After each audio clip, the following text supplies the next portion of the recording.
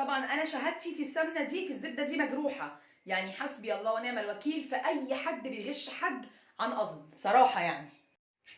السلام عليكم ورحمه الله وبركاته، ازيكم يا حبايب ميرا، عاملين ايه؟ يا رب جميعا تكونوا بالف خير. فيديو جديد، وتعالوا النهارده انتهزتها فرصه كده، جات لي الزبده، يعني جات لي زبده السنه اللي انا بخزنها ان شاء الله باذنك يا رب طول السنه.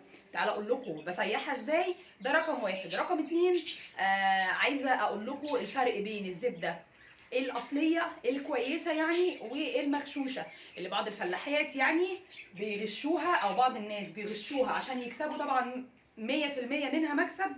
لكن تاكدوا ان اللي بتشتري مره من حد وتطلع السمنه مش هي ومش بالمواصفات الحلوه يعني، وبتعرف ان هي مغشوشه لكذا سبب. يعني تتاكد البياعه او البياع ده ان هو مش بيربي زبون، تمام؟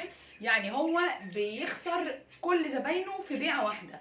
فانت ما تبيعش حاجه مغشوشه وتبقى عايز تعمل اسم وتبقى عايز تعمل صيت لنفسك انك بتبيع زبده فلاحي اصلي كويسه حلوه. مبدئيا رقم واحد عشان تخزنوا، لا رقم واحد حطوا لايك للفيديو. انتوا مقصرين معايا جدا في اللايكات، وانا بحاول اقدم لكم كل حاجه مفيده. اي حاجه بحس ان هي مفيده بالنسبه لي، معلومه حلوه استفدت منها، انا بحاول اوصلها لكم. فحطوا لايكات كتير لميرو، اللي بيحبني يحط لي لايكات. اللايكات دي بترفع الفيديوهات وبتخلي عدد اكبر من المتابعين يشوفوها، توصل يعني لعدد كبير من الناس.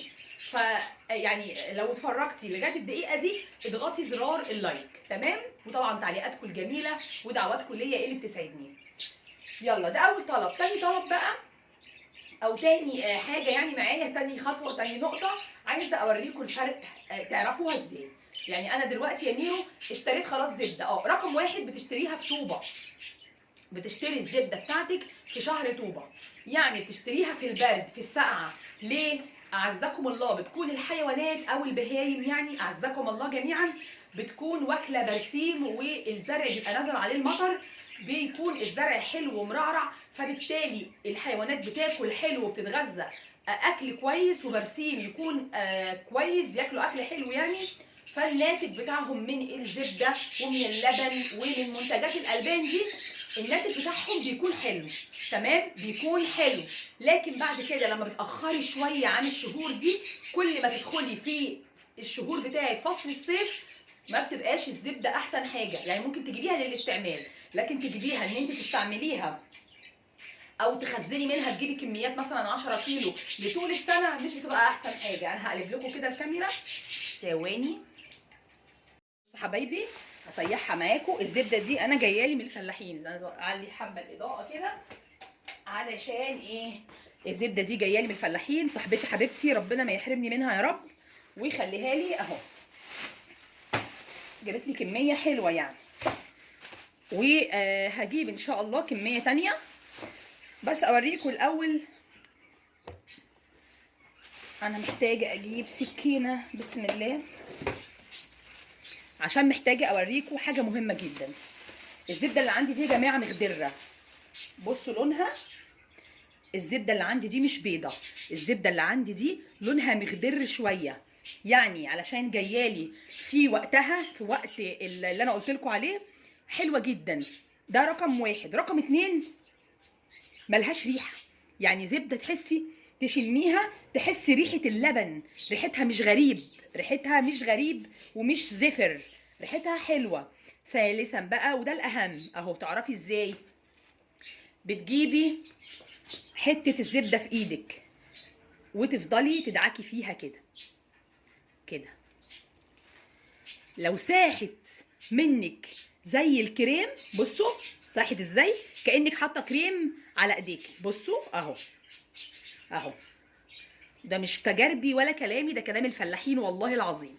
اهو بصوا مفيش اثر لحته الزبده. بصوا الزبده اهو، زبده فلاحي على ابوها اهو. بقول لكم كذا ده علامه يعني، وهقول لكم كمان على حاجات تانية. شايفين اهو، كانك حاطه كريم او كانك حاطه اويل بتاع الاطفال ده. شايفه؟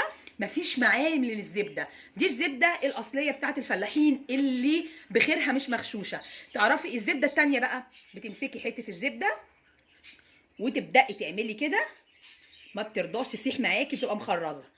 ومهما عملتي كده ما بتختفيش خالص كده. بصوا احنا في الشتاء اهو، الجو النهارده والله للعلم هوا وسقعه جدا، يعني كان ممكن تكتل. بصوا بتسيح ازاي على راحه ايدك. اول ما بتدعكيها وتاخد درجه حراره ايديكي بتتحول كانك حاطه حته زبده على النار على طاسه ساحت. بصوا اختفت، ساحت اهي اهو. وهي دي الزبده الاصلي، شايفين؟ مفيش مرطب في الدنيا للبشره احلى من كده اظن. شايفين؟ ربنا يبارك لحبيبتي، شكرا جدا، ربنا يخليكي ليا يا عبير وما تحرمش منك ابدا لو هتشوفي الفيديو ده. بصوا الزبده ده تاني حاجه تقدري تعرفي بيها الزبده الايه الاصليه. هيبان كمان بقى لما نيجي نسيحها في خطوه كمان. تمام؟ تابعوني، والفيديو النهارده حلو جدا. تعالوا نشوف مع بعض نسيحها ازاي.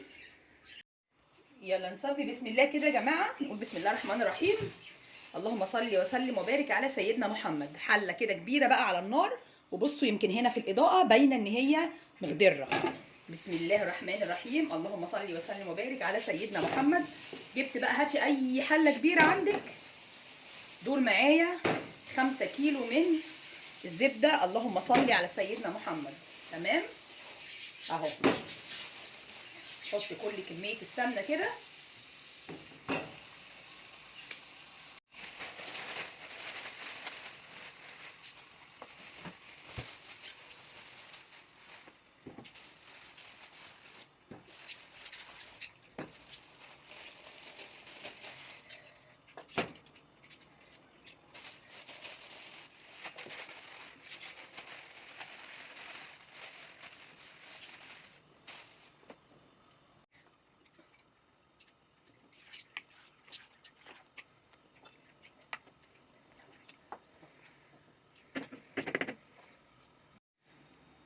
بصوا ما شاء الله اللهم بارك.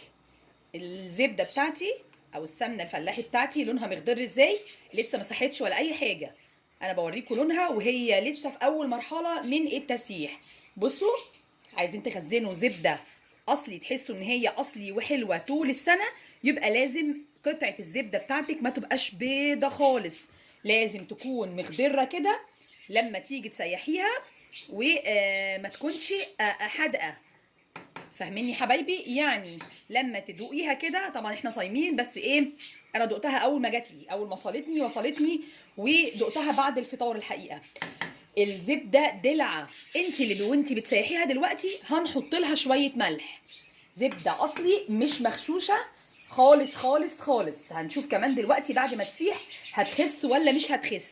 دول ما شاء الله 5 كيلو في وش عدوينكم. 5 كيلو.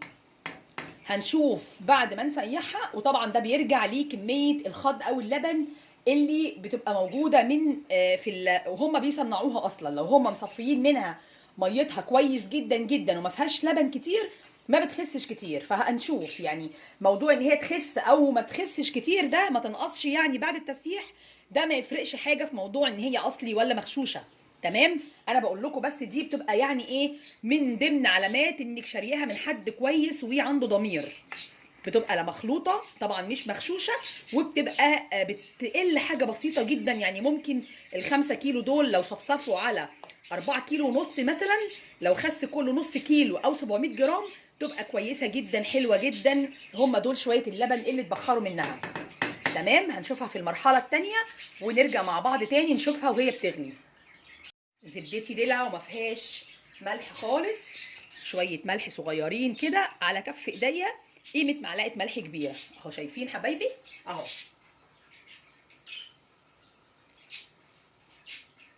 وهي بتسيح لان انت متاكده ان زبدتك حلوه ومش حادقه مش مملحه خالص، يعني ما فيهاش ملح، فحطينا لها معلقه ملح.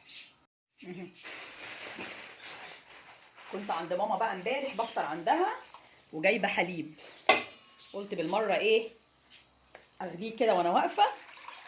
ماما يعني حليب على طول، يعني اروح عند والدتي ربنا يديها الصحه ويخليها لي يا رب، لازم اجيب حليب الاسبوع كله اهو. بمناسبه يعني ان احنا بنسيح ايه سمنه بلدي، قلت اوريكم طريقتي بقى كمان في عمل السمنه البلدي.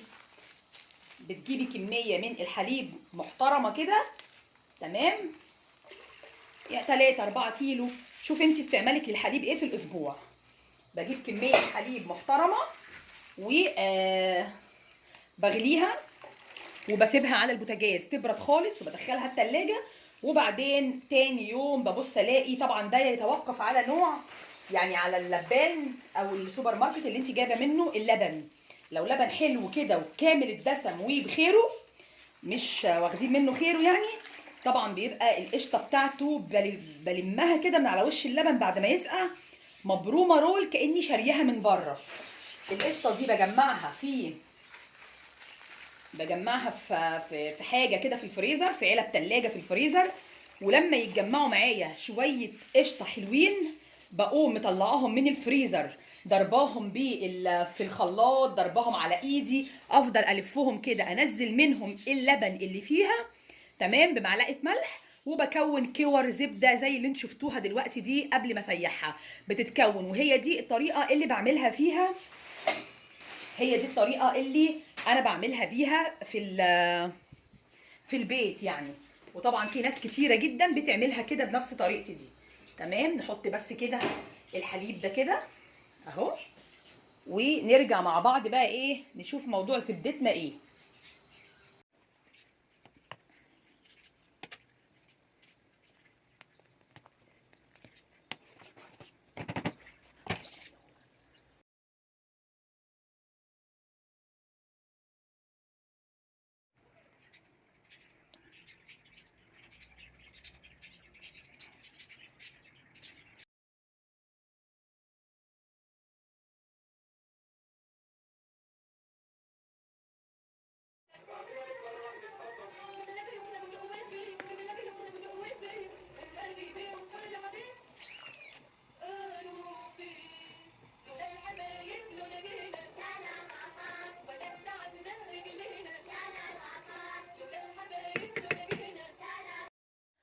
طبعا دي يا حبايبي كل مراحل تسييح السمنه او الزبده بتاعتنا على النار. انا لو هفضل سايبه الكاميرا مفتوحه علشان تشوفوا يعني كل الوقت اللي هتاخده على النار، طبعا هنقعد طول النهار جنب بعض وباقتكم هتخلص طبعا بتاعه النت، علشان هي بتاخد وقت على النار طبعا، يعني بتاخد لها مش اقل من يعني من 40 دقيقة لساعة بصراحة، لأن أنا باحب أسوي الزبدة بتاعتي على نار هادية جدًا، علشان أوصل للون المثالي ده.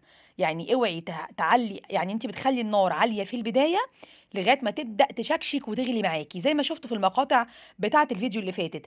لكن أول ما باحس إن هي خلاص الريم اللي على الوش ده بيبدأ يختفي والمُرطة بتسقط لتحت في الحلة، على طول باهدّي عليها النار شمعة. طبعًا ده اللبن بعد ما غلى وقعد له كام ساعة في التلاجة.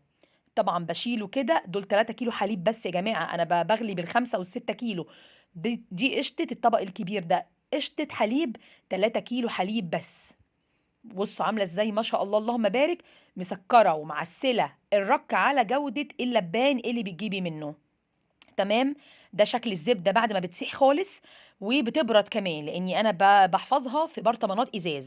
دي برطمانات إزاز عندي كانت بتاعة سمنة برضه، وده بتاع برطمان كيلو صافي. دي سمنة اللي هي وادي المراعي اللي باقول لكم عليها الجاموسي والبقري، اللي أنا دايمًا باشتريها من هايبر وباورّيها لكم في فيديو المشتريات كل مرّة. آخر مرّة كنت شارياها ب250 جنيه، جيت أجيبها في رمضان ما لقيتهاش، ولمّا سألت وصلت لكام، قالوا لي وصلت ل350 جنيه الكيلو، وهي مش كيلو صافي بتبقى 900 جرام. سيبنا من وادي المراعي وسيبنا من السمنة، خلّينا في القمر اللي إحنا سيّحناها دي. بُصّوا ما شاء الله اللهم بارك، اللهم صل على سيدنا محمد. السمنة بعد ما أول مرّة أشوف زبدة فلاحي بعد ما تسيح تفضل محتفظة بخضرها. يعني مش قادرة أقول لكم بقى، أنا مش قادرة أوصف لكم الريحة، ولا قادرة أقول لكم جمال الطعم، وقد إيه مرمّلة، وقد إيه زبدة يا جماعة، زبدة جميلة، جميلة، جميلة. تسلم إيد اللي جابتها لي وتسلم إيد طبعًا وربنا يبارك الست اللي بايعاها هي عندها ضمير فعلا. دي الكميه كلها طلعت 4 كيلو وربع من السمنه. زي ما قلت لكم، لو خست لها 700 جرام في ال5 كيلو تبقى دي 100 100 وزي الفل. وادي طبق المرطه الخطير التحفه اللي انا هعتمده في رمضان في جنب كل اكله.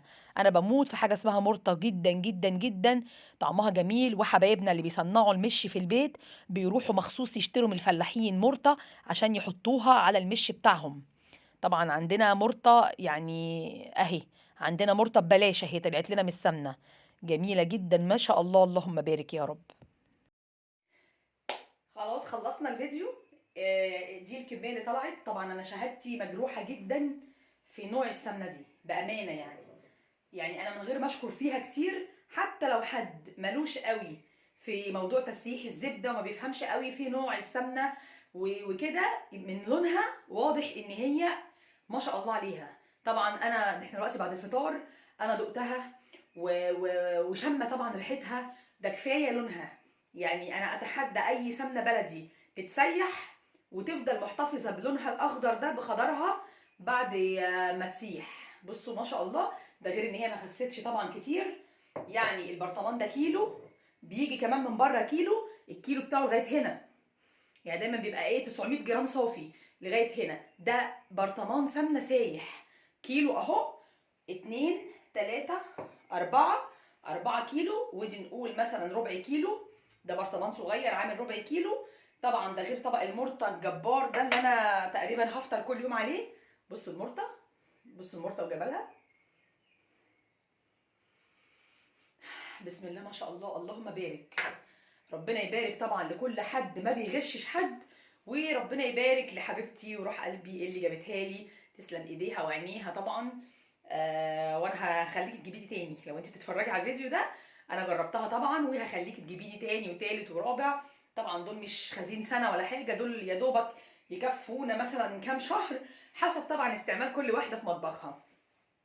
فان شاء الله اجيب 10 كيلو كمان ولا حاجه، ويبقى عندي بقى خزين طول السنه، لان الجو كمان لسه ساقعه واحنا لسه في الشتاء الحمد لله.